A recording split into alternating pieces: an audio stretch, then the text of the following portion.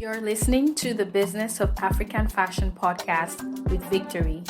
This is an online community where we teach passionate entrepreneurs how to build and maintain profitable fashion businesses while connecting with other fashion entrepreneurs.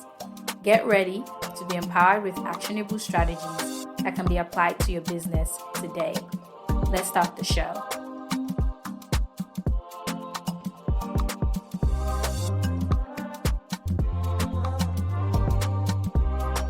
Hey guys, welcome to another episode of the Business of African Fashion podcast. I'm so excited to be here today to talk to you, to check in with you. I know I've been gone for a few weeks.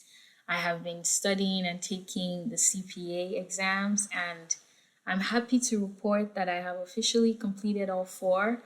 I'm keeping my fingers crossed for the results of the one that I just took. So that has been a journey, but honestly, it's not one that I regret. It has taught me so much, so much. I think I'm going to record a video about my journey, taking the CPA exam and all of the highs and lows that I went through with this process, and be sure to update you all when that is out if you're interested. As far as the podcast, or as far as what I've been up to, that's mostly it. I've just been studying, taking the exam. How have you been? How have you been? Check in with yourself. Like, hey, how have I been? What have I been up to? What has my mind been on recently? Check in with yourself and definitely let us know how you're doing. I hope that you're doing well. I just wanted to check in today. I know that we are in the first season of the podcast and we're slowly wrapping up. Actually, this episode is going to be the second to the last episode of this season. And the last episode will be coming out in a couple of weeks. It's been such a journey starting this podcast, starting this platform. It's a vision that I received, and it's a vision that I have plans for, and it's a vision that I'm open and willing to pursue, and I know that it's going to go places. So I thank you sincerely for being here, for listening, for joining the email list, for engaging on social media. And just a quick church announcement. Make sure you follow us on Instagram and on Twitter. Our links will be in the show notes. We're on Instagram at Business of African Fashion, because during the off season, we won't be posting podcasts, but we will be pretty active on social media. And also sign up for the email list. The link is going to be in the show notes. The email list is the best way for you to get updates, especially about when the new season is going to launch. I'm excited for season 2. We're going to have some amazing guests. We're going to have some insightful conversations. We're going to talk about finances when it comes to fashion businesses. We're going to talk about real stuff. Okay, so I'm excited for season 2, wrapping up season 1. On today's episode, I wanted to share a few of the lessons that I am learning in working in corporate that I believe apply to businesses as well. So a little bit of background about me. I currently work in public accounting, and Business of African Fashion is what I guess you could call my quote unquote side hustle. So I'm going to share a few lessons that I'm learning from working in corporates that also apply to starting a business, building a business, or just being in a professional environment in general. So I recently attended a training for my company, and during that training, there's 2 things that stuck out to me that I'm going to share today. And really, that training was so effective because it helped me feel a part of the company, and it helped me feel a part of the culture. And I think that's so important for anyone building a business, anyone building a community, anyone starting something that human beings are going to be a part of. It's important, the kind of culture that you let your business have. Some people believe that business culture is something that you kind of are intentional about cultivating, and you have your mission statement and you write down what your values are, and then you just hope and pray that people stick to those values and that you hire people who also have the same values. But I think there's a lot more intentionality that has to go into the culture of your business, the culture of your company, the culture of your family, the culture of your community, right? Because if we're not intentional about, hey, this is how we do things around here. Hey, this is how we speak to each other.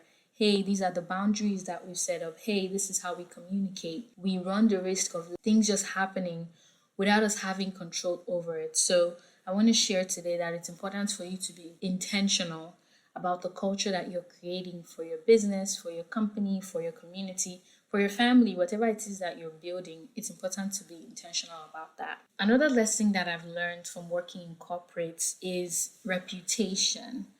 Reputation is how you are perceived, what people think of you, and the general idea that comes into people's head when your name is mentioned or when things come up about you or your brand. And I think it's important for us to think about what we want our reputation to be as individuals, but also as collective entrepreneurs in the fashion space, and also as entrepreneurs in the African fashion space, right? It's important for us to reflect, take a step back, and think, what are we known for? And what do we want to be known for? But also on an individual level, what am I, Victory? What am I known for? And what do I want to be known for?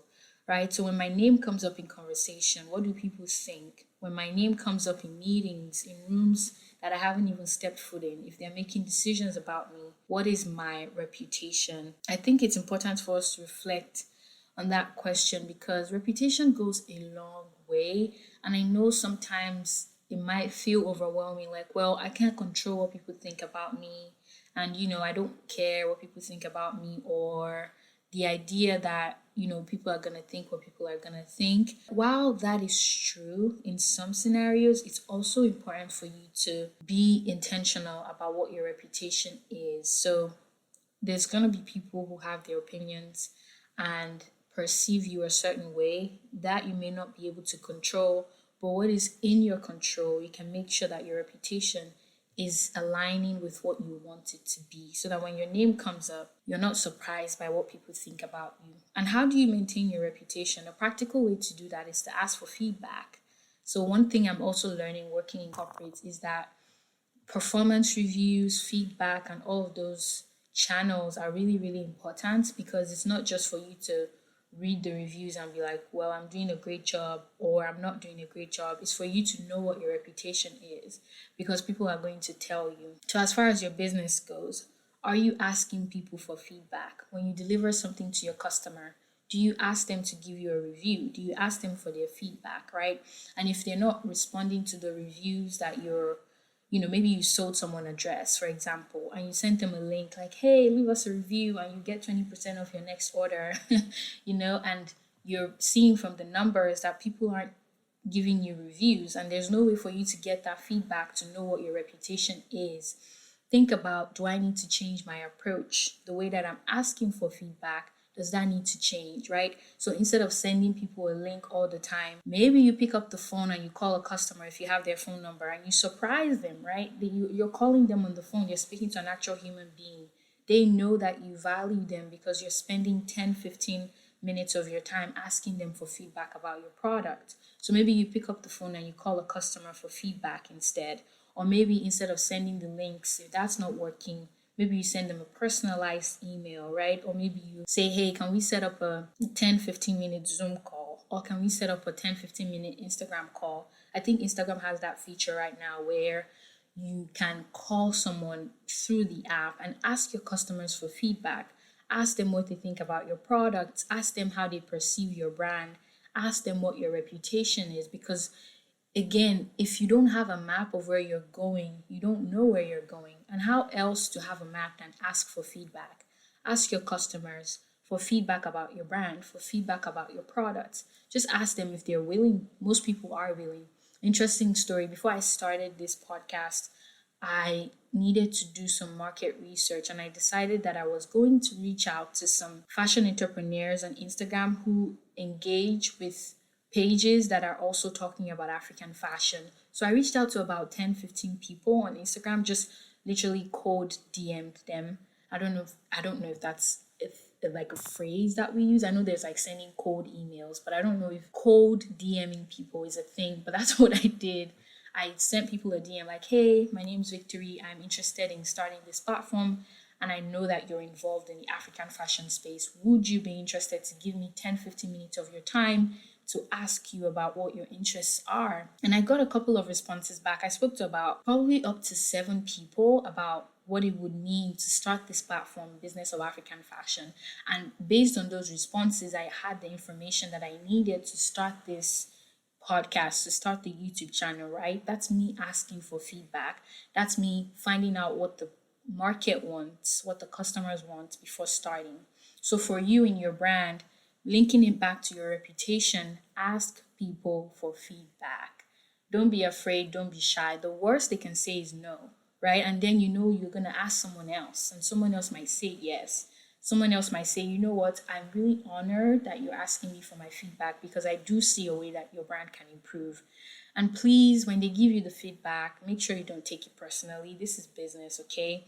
See it as they are giving you feedback about your product, not about you. So if someone says, you know, I really like this dress, but the zipper got messed up after the first time I wore it, or something went off with the dress, don't take that as a criticism of you personally. Take it as a criticism of product. And instead of taking it personally, like, oh, I'm never going to sell to this person again, take it as, how can I improve my product? How can I improve the zipper to make sure that it doesn't get spoiled after the first use, right? So these are some of the things that we have to think about related to our reputation. You personally as the founder of your brand, and the brand as an institution of its own. This episode of the Business of African Fashion podcast is brought to you by the African Fashion Entrepreneurs Society. Now, you all know how much I talk about the importance of community, especially when you're starting something new. The importance of plugging in to people who are like-minded, just like you are. And I'm so excited to announce that we're working on building a platform for African fashion entrepreneurs to be able to connect, network, and learn and grow together. Click the link in the show notes to join our email list so that you'll be one of the very first people notified when the community is available to join. Again, that link is in the show notes. Make sure that you click, put in your email, and become a part of the community. All right, guys, let's get back to the episode.